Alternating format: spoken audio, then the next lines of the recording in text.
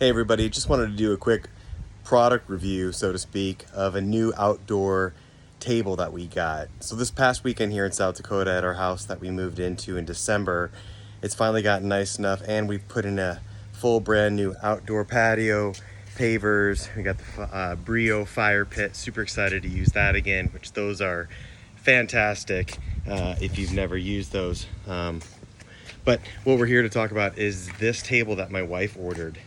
Dave and Jenny.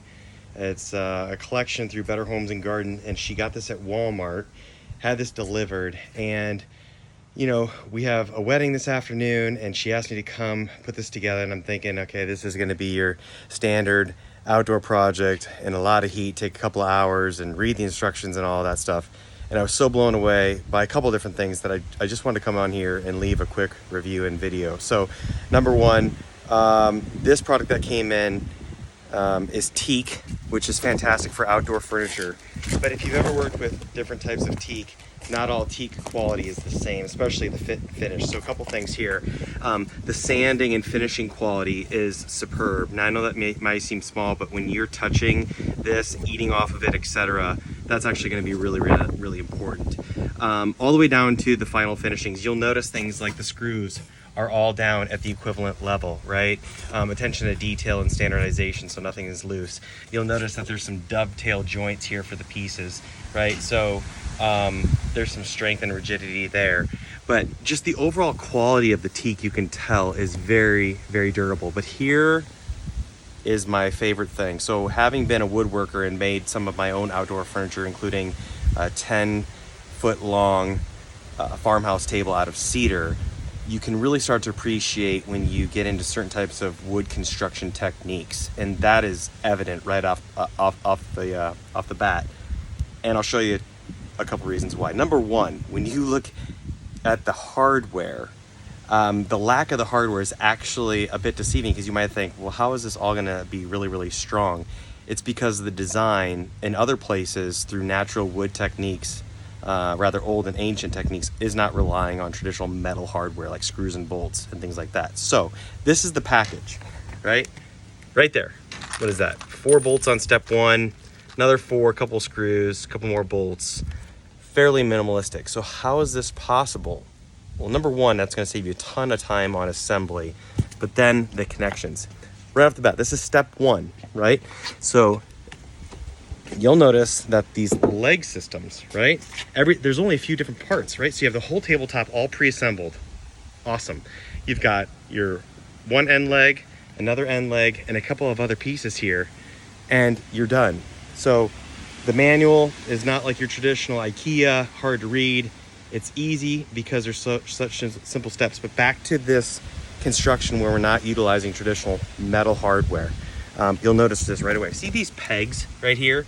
It's reminiscent of like an older style design, tens of thousands of years, right? More than 10, and where you've got this peg going into a hole, and that's what creates the connection. So there's your hole there. You'll notice just it's all quality. And the fit and finish to this is fantastic. I mean, craftsmanship. So again, step 1, that is going into the peg. Okay, and then this is going into the peg, and then you simply bolt here and a bolt here. And from what I can tell, that is going to be extremely durable. Now a little tip here.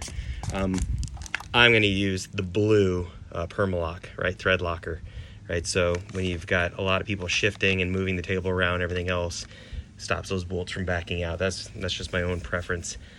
Again, I'm doing the blue versus the red, so this can be essentially broken with enough reverse torque. So anyway, here's the instruction manual, right?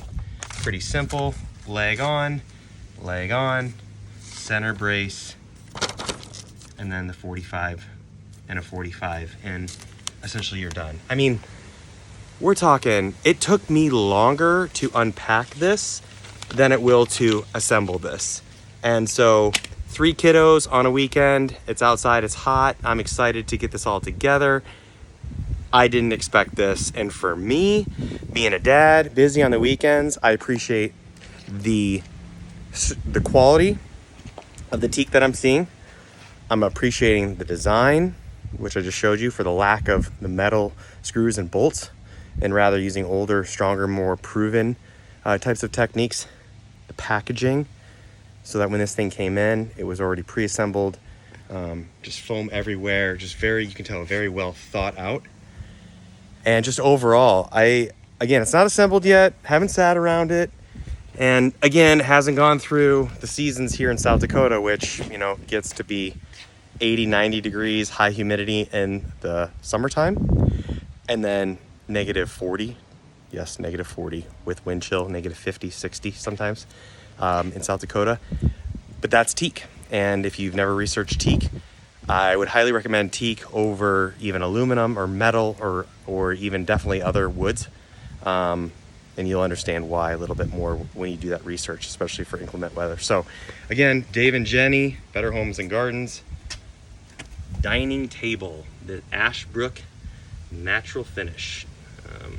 And then also it has room for umbrella, which is awesome. So anyway, hopefully that was helpful to you all. I recorded it for you and also Dave and Jenny, which my wife seems to follow and is researching. Hats off and kudos to you for you growing in your business and being entrepreneurs and having retailers find your products, goods, and services.